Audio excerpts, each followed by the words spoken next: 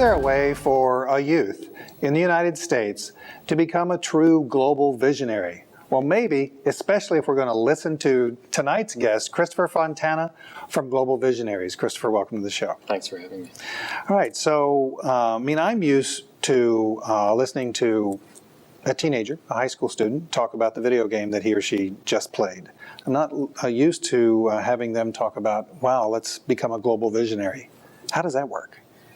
It works after about a year of leadership.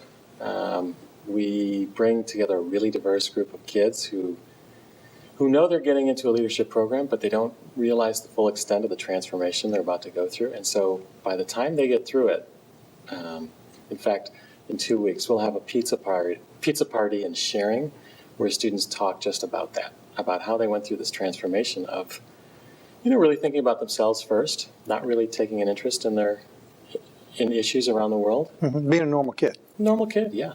And then continuing to be a normal kid, but also being a global citizen, also knowing that they can and do play a role in shaping the future. Let's talk first a little bit about what the organization Global Visionaries is, and then we're going to talk about Christopher a little bit. So Global Visionaries is, we're a 501c3 nonprofit here in Washington State. We've been going at it for 15 years and incorporated for the last 10 years. And we're a group of educators who are dedicated to empower young people to become global leaders in creating a just and sustainable future. So we're located in El Centro de la Raza on Beacon Hill, and we serve high school students in the Puget Sound area, in northern Colorado and northern California, and in Guatemala. What else can I tell you about the organization? Well, we're going to get into some specifics about how you actually help young people become global visionaries. But why does Christopher Fontana want to lead this organization? I was a teacher for 13 years. I started in Chicago. I come from a family of teachers. So out of 6 siblings, 4 of us are educators. And I knew the first year of teaching that I wouldn't be able to make it in the public schools. So I'm a very strong proponent of public schools, but I felt that real education is happening out there in the world. And so when my brother and his former student, Jason, started Global Visionaries, I knew that in order for me to be the best possible teacher I could be, I'd have to get outside the classroom and get kids experiencing real things. I taught Spanish. And so the curriculum is very structured in a Spanish classroom. There's so much more to life that I think was just being left on the table that we can provide to kids. And so, all right, so I'm a kid, I'm in school, somebody says, hey, you ought to check out Global Visionaries. What is a kid going to find?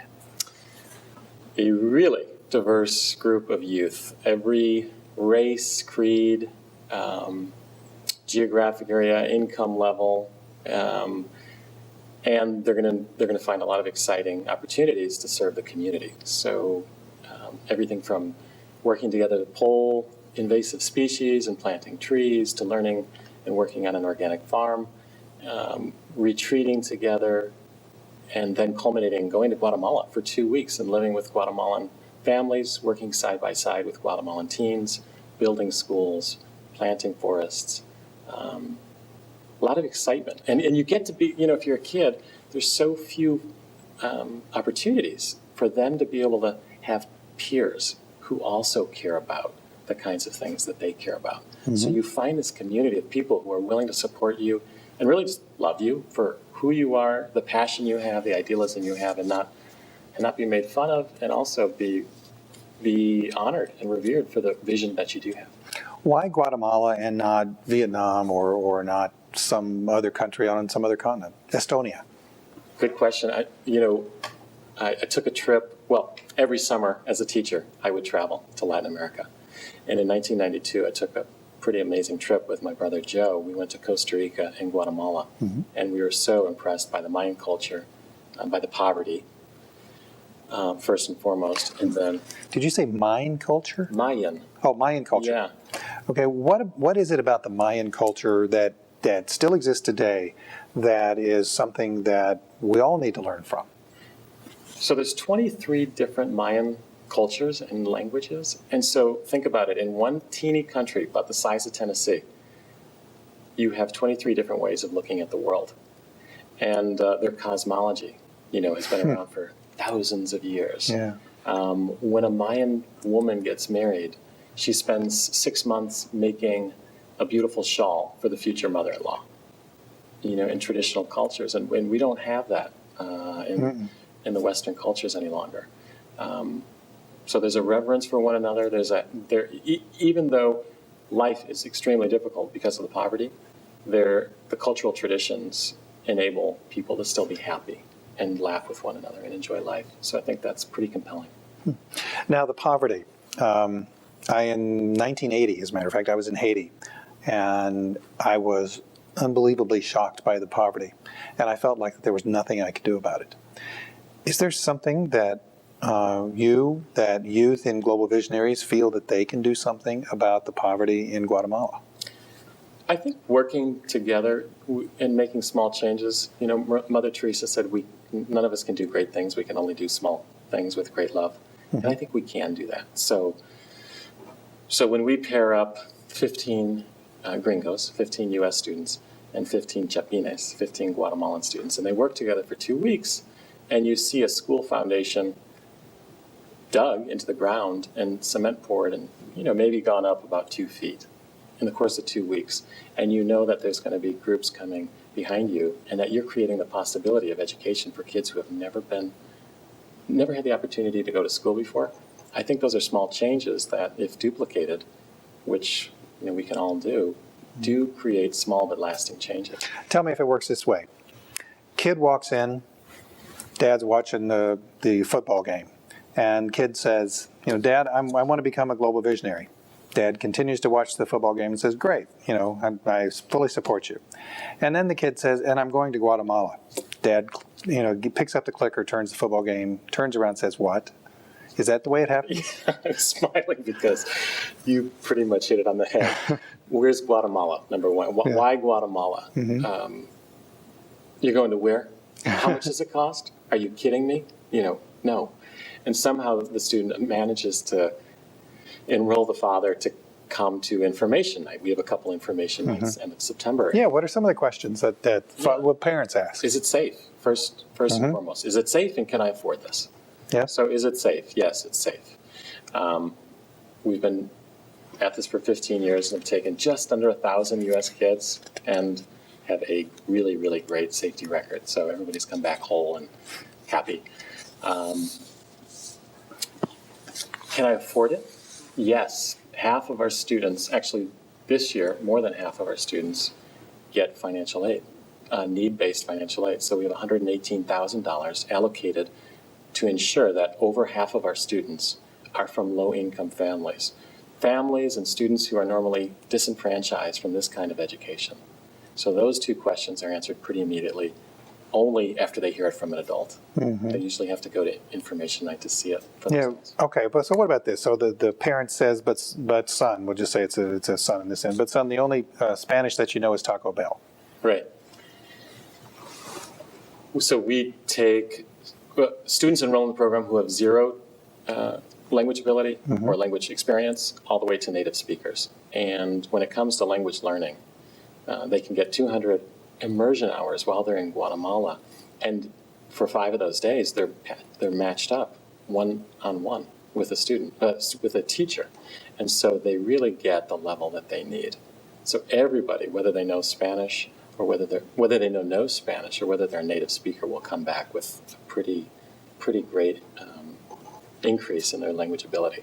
So it doesn't matter. So how does a student get into the program? And once they've come to the orientation, I guess then the parents say, okay, yes, we'll support you in this, and we'll find the money some way.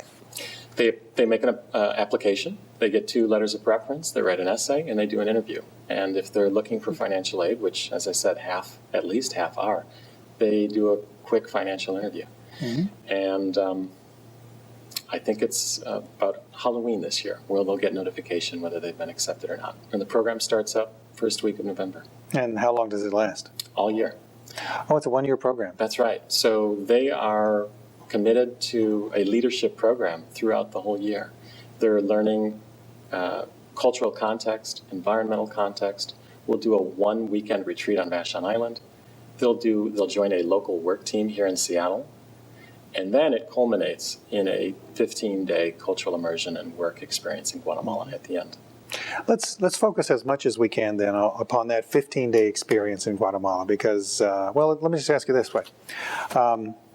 Is it a transformational experience ever for any of the kids?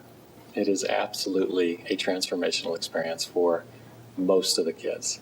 Of course, everybody brings to it what they will, and you get out of it what you put into it.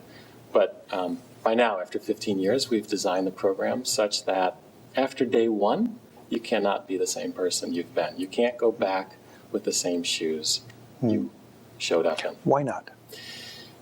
They get off the plane and they go straight to the largest garbage dump in Central America. And that sets the tone for the next 15 days. And there you will see hundreds, and on some days, thousands of families working, scavenging to make a living. And vultures flying overhead, and the stench is pretty unbearable. And we can talk about that right here, and we can see images of it, but to be there and to experience it yourself, and then immediately after that, we take them to a village where we'll be working.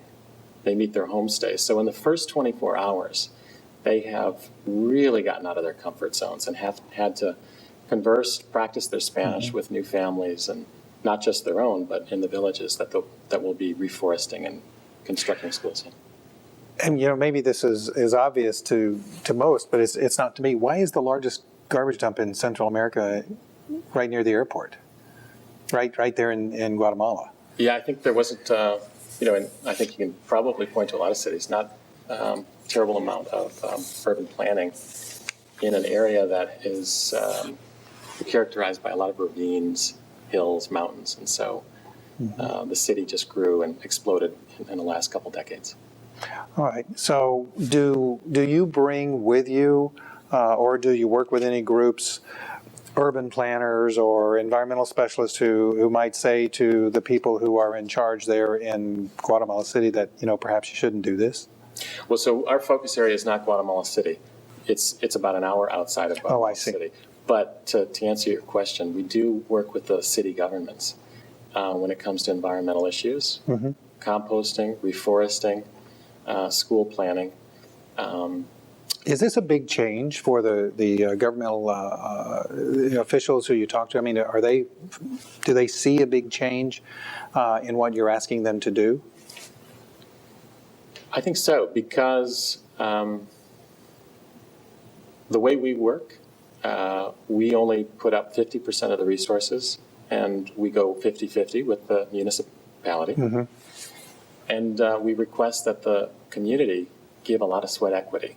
And so there's a series of meetings that happen between our Guatemalan staff people and the communities, the mayor, the school principal-to-be, the school council, the community council. And there's a lot of conversations that happen that pull the community together such that we can work together and people show up to move that brick and mortar to build a school. And so it's transformational not only for the U.S. kids, but for the Guatemalan teens in the program, and for parents who show up it's just a mix mash of cultural exchanging that's going on between everybody. Do parents go on the 15 days? They don't, but I'm referring to the Guatemalan parents. Oh, the Guatemalan parents. So the parents who live in those communities who are going to be the beneficiaries of those schools. So it's a team effort. We're very fortunate today to have Christopher Fontana, who is the Executive Director of Global Visionaries, which is an organization based in the Seattle, Washington area, and who helps develop young leaders, and particularly in partnership with their counterpart in Guatemala. Strongly encourage you to go to the website global-visionaries.org. We're going to make sure that we get that up on the screen so that you can go visit it now if you want. But be sure to listen to the rest of the interview, though. Christopher, we're talking about the transformation that the individual student from the United States gains as a result of this experience in Guatemala. What are some of the comments that some of the students have made to you that you can repeat? Yeah. Never thought I could go without my cell phone for 2 weeks. Didn't think I could go without junk food for 2 weeks. I signed up for this program to get my 60 hours of community service, not going to lie to you. And what I got out of it was, a new family, friendships that will last me the lifetime, a new vision of who I am in the world, and now I know what I want to do with my life. So Yeah, it does sound like transformation. yeah, those are not far and few between. We hear those every trip, every year, and more of them. All right, now let's go out to the area. What's the name of the area where you normally work? So it's outside of Antigua, Guatemala. Okay. So it's the state of Zacatepeques. Okay.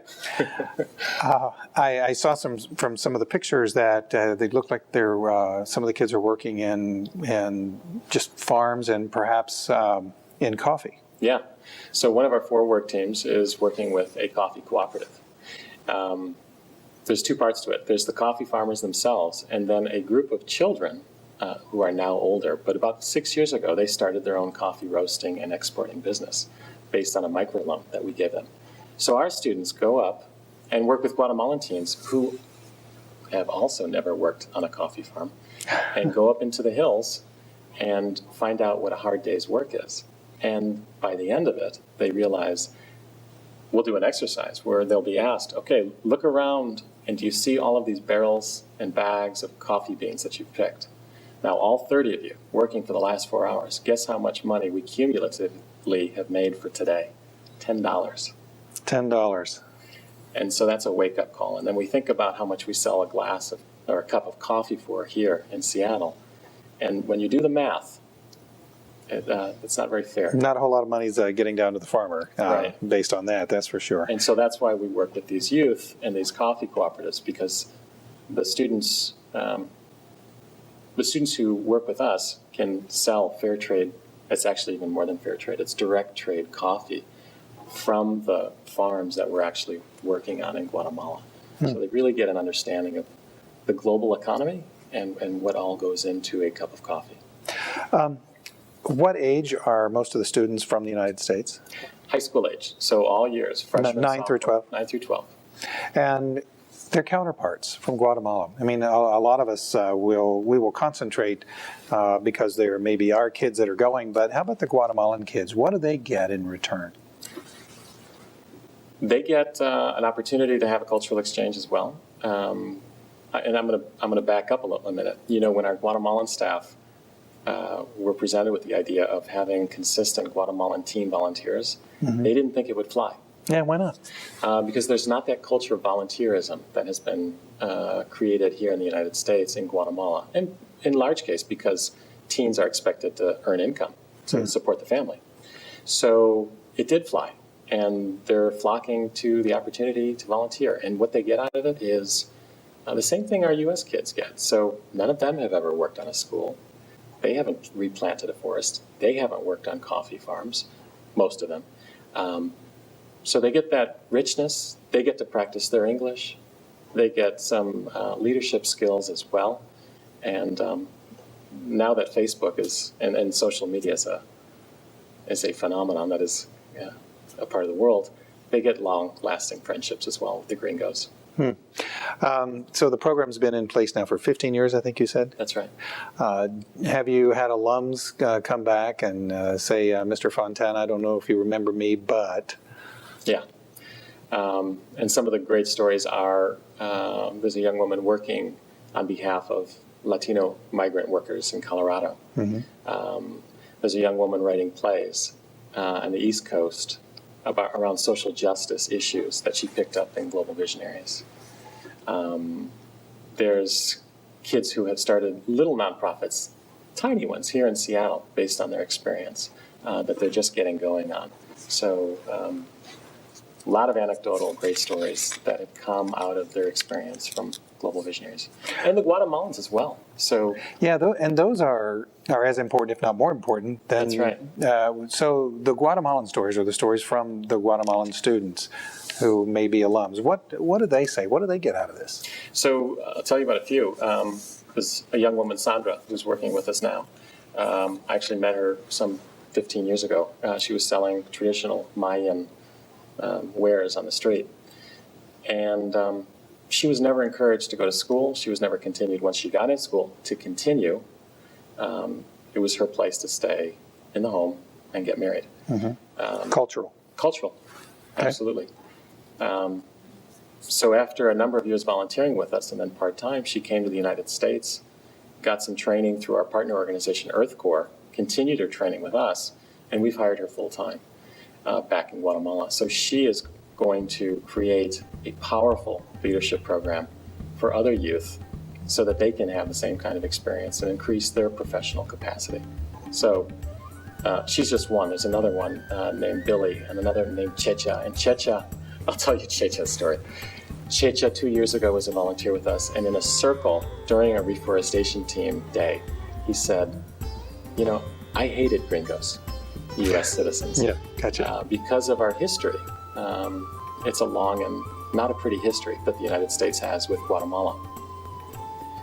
He said, until I got a chance to meet you guys in this reforestation team, I pretty much wrote off all Americans. And now I see that you are not your government, that I can distinguish between the two, that there's good people, and that you're really trying to make a difference in the world. So he is now a part-time staff person. He's going to school full-time, which he was never going to be able to do.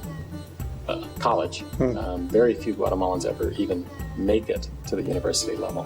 And he has found an outlet to keep exploring his political aspirations and keep exploring how he can contribute back to Guatemalan society. He and another graduate want to start a tutoring program, and they're on their way. They've had some conversations with the Minister of Education in the state to start an after-school tutoring program because most kids in Guatemala drop out at third grade. At third grade? That's right. Oh, wow. So how does, with that, how does the country itself ever overcome the difficulties that exist in Central America, regardless which country it is? Our goal is to, not only here in Seattle, but in Guatemala, is to impact 20% of the population. So our 2020 vision is to impact, and I'm not talking about the entire United States here, let's be reasonable, but the Seattle area and the area right outside of Antigua. We can impact 20% of the youth in those areas. We can tip the balance of culture. And so we get enough Sandras and Chechas and Billies learning the capacity skill to be a leader in their own community. We are going to have an impact. And kids are going to start staying in school beyond third grade. What's your barriers to success? Well, everybody always says money in the nonprofit world. And to be honest, that's not one of them. It's not that we don't work for every nickel and dime. We do. I think the barriers to success for all of us, and myself included, is our own lack of creativity. So it's having the time to be creative, to think of innovative solutions that actually work. So time is usually. Okay, speaking of time, we've got maybe 4.5 minutes or so left to go. So let's be creative. Let's look 10 years down the road. What will creatively you will have done that you're not doing right now? So Global Visionaries will be an organization, a role model for the whole United States and world because it is co-run by youth. So youth will be virtually co-running every aspect of the organization. We will be impacting the community because not only will our graduates be teaching the incoming first-year students, they'll be giving workshops out in the community all over the place on sustainability issues, on justice issues. And like what happened last year, where 5 of our youth board students gave a workshop to 30 adults on issues about race and class and gender. And the adults at the end of the workshop said, wow, during the workshop, I did not realize I was being facilitated by a youth. It was powerful. I got a lot out of the workshop. That model is scalable. And so we'd like to be the model in the world to show that we don't need to have this unrecognized prejudice that we currently have against our youth. I wasn't there at that. I wish I had been. What would I have learned? I mean, what were some of the stories, or what were the youth doing to help an adult learn something about race? We're all swimming in this soup of this structure that is structural racism in the United States, and it's very subtle, especially in the year 2011. And so to be a part of a racist system doesn't mean that I hate a certain type of people. It just means that, say, as a white person, I get certain benefits in a system that is racist So when we do simple theater activities, we can have an experience of power or lack of power.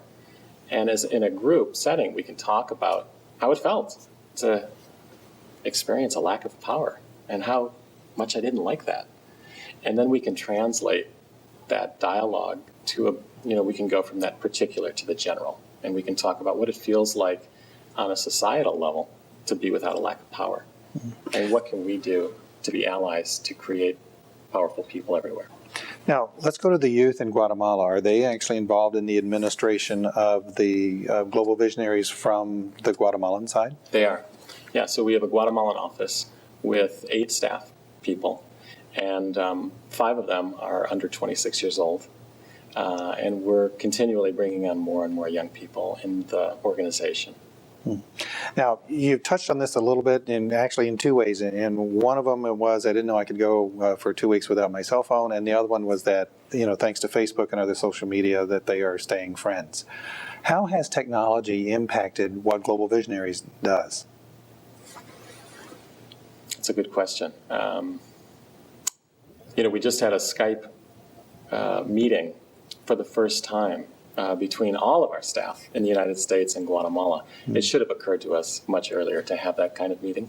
But there we were having strategic planning with all voices being heard at once. Translation took a little bit of time, mm-hmm. but it was powerful.